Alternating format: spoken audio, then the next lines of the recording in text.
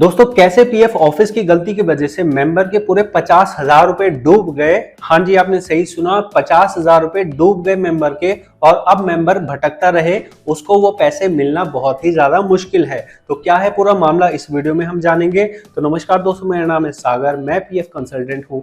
मेरे से कुछ लोग कंसल्ट करने आते हैं, वहां पे जो सीखने वाली चीज होती है उसकी वीडियो बना के मैं आपको देता हूँ। और यहाँ हम सीरीज चला रहे हैं डियर ईपीएफओ सीरीज, जहां हम पीएफ ऑफिस के मिस्टेक्स को बताते हैं ताकि पीएफ ऑफिस उन्हें सुधार कर सके और सुधार करने के बाद आगे इसमें प्रोग्रेस कर सके। तो यहाँ जो आप एरर देख रहे हैं, इस एरर को साफ साफ कहा जा सकता है कि ईपीएफ के अंदर जो अधिकारी हैं उन्होंने ये मिस्टेक करी और इस मिस्टेक की वजह से बेचारे गरीब मेंबर का, जो कि अभी ऑपरेशन के लिए पैसा निकालना चाहता है, उसको पैसा नहीं मिल पा रहा है, उसके पैसे बुरे तरह से फंस चुके हैं। तो यहाँ आप देख लीजिए, ये केस है 16 अक्टूबर 2021 का और यहाँ पे फॉर्म 19 और 10C भरा गया था। जैसा कि आप जानते हैं, हमें पूरा पैसा निकालने के लिए फॉर्म 19 10C भरना होता है। उसी तरह से मेंबर ने सही तरीके से 1:45 पे 19 भरा, उसके अगले ही मिनट में उन्होंने 1:46 पे ही फॉर्म भरा। मतलब सही तरीके से फॉर्म भरा गया था। लेकिन दुर्भाग्य है कि पीएफ अधिकारी ने अपनी लापरवाही से सही तरीके से चेक नहीं किया और उन्होंने फॉर्म 10C रिजेक्ट कर दिया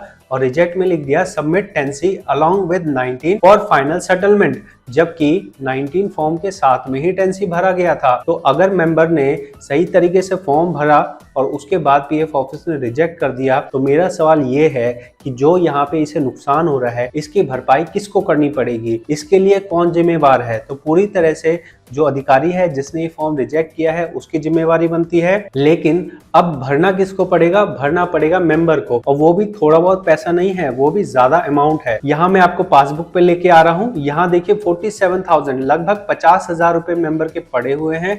और आज रियल घटना बता रहा हूँ। रियल घटना ये है कि मेंबर बीमार है, मेंबर को ऑपरेशन कराना है, मेंबर के पास पैसे नहीं है।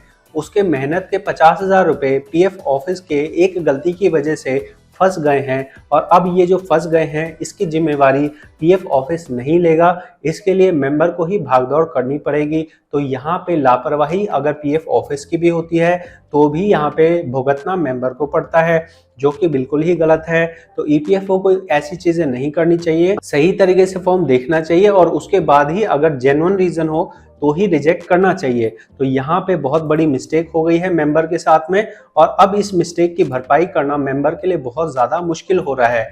मैं आगे आपको प्रोसेस बता रहा हूँ कि अब ये पैसे कैसे निकलेंगे। आपने यहाँ देखा कि यहाँ पे 19 हमारा सेटल हुआ, 10C सेटल नहीं हुआ। उसके बाद क्या हुआ? उसके बाद मेंबर ने किसी और जगह नौकरी कर ली। जब किसी और जगह नौकरी करी तो वहां पे सिर्फ 1 महीना ही उसने काम किया और फिर से 19 10C भर लिया। 19 10C इस बार जो उसने भरा है, आपको शायद ना पता हो तो मैं आपको बता देता हूं। देखो, जब भी हम 19 10C भरते हैं तो ये जो हमारी लास्ट आईडी होती है, सिर्फ उसी से पैसा निकलता है। मान लो इन्होंने पहले वाली आईडी में काम किया, उस पहले वाली आईडी में इनके अभी 10C के अंदर 48,000 रुपए पड़े हैं। तो आज के दिन में अगर ये 19 10C भरेंगे तो इनके ये 48,000 रुपए वाली आईडी को पकड़ेगा ही नहीं। वो कौन सी आईडी पकड़ेगा? वो आईडी पकड़ेगा हमारी जो सबसे लास्ट वाली है, वो आईडी पकड़ेगा। तो ऐसे में ऑनलाइन ये फॉर्म 10C अप्लाई नहीं कर सकते हैं। फिर इन्हें क्या करना होगा? फिर इनका सारा काम ऑफलाइन करना होगा। और ऑफलाइन में भी कौन सी जगह जाके करना होगा? तो जहां का पीएफ ऑफिस है वहां करना होगा। मेंबर है आसाम का, पीएफ ऑफिस है बांद्रा का। तो अब मेंबर आसाम से बांद्रा कैसे जाए, यही उसकी परेशानी है और इसीलिए वो मुझसे सलाह ले रहा है।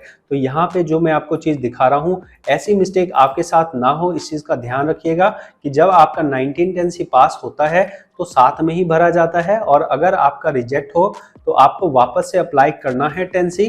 जब तक आप 10C दोबारा अप्लाई नहीं करोगे तब तक आपको दोबारा नहीं मिलेगा, छोड़ दोगे उसको तो वो सारा पैसा आपका अटक जाएगा।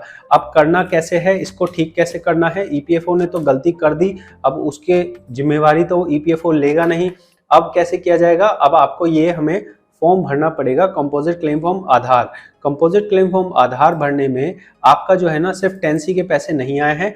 यहाँ आप 10C टिक करेंगे, उसके बाद क्या करेंगे, ये सिंगल पेज है, देखो यहाँ 3 पेज लिखे हैं, आपको सिंगल पेज ही भरना है। सिंगल पेज आपको भरना है। इसमें कैसे कैसे क्या क्या भरना है, नाम देखो मैं आपको बताता जाता हूँ।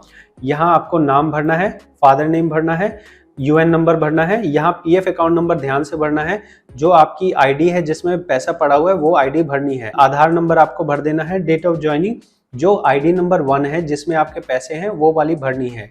यहाँ कुछ भी नहीं भरना है तो आप क्रॉस कर सकते हैं यहाँ पे। इसके बाद नीचे हम चलते हैं, नीचे चल के हमारा यहाँ आता है डेट ऑफ लिविंग।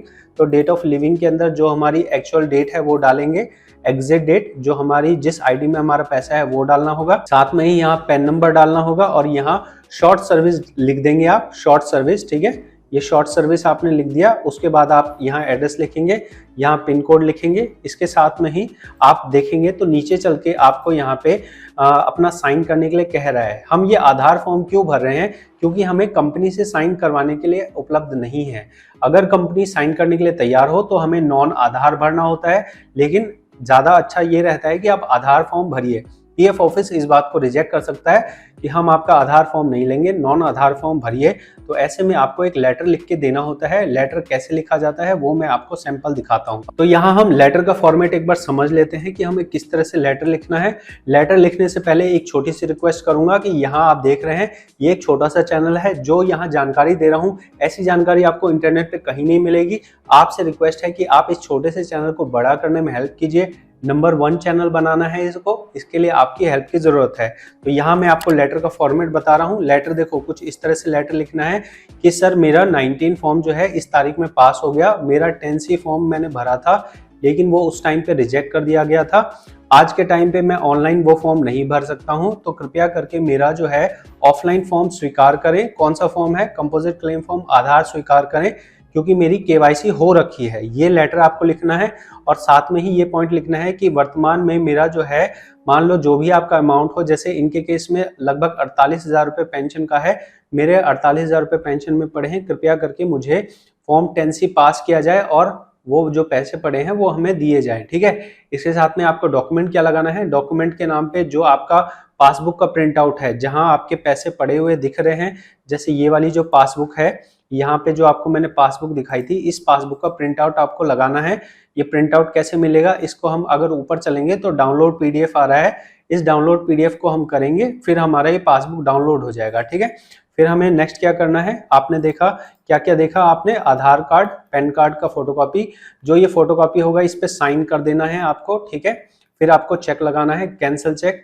अब यहाँ पे जो भाई साहब हैं इन्होंने पेटीएम बैंक लगाया है, तो पेटीएम बैंक नहीं चलेगा, कोई सरकारी या फिर प्राइवेट अच्छा बैंक लगाना होगा। ये हो गया आपका फॉर्म। तो मैं आपको डॉक्यूमेंट बता देता हूँ। एक तो हमारा फॉर्म हो गया, प्लस हमारा ये जो डॉक्यूमेंट्स हैं वो हो गए, प्लस हमारा जो पासबुक है उसका फोटोकॉपी हो गया। फिर हमें और क्या लगाना है? इसके साथ में हम एक लेटर लगा सकते हैं।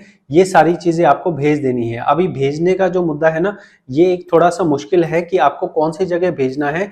तो इस वाले केस में जो है ना, हमारे पास पीएफ ऑफिस बांद्रा है, तो पीएफ ऑफिस बांद्रा में कौन सी जगह पे है? बांद्रा 1 है, बांद्रा 2 है, वो हमारा क्लियर नहीं है। ये एक एड्रेस देख सकते हैं आप।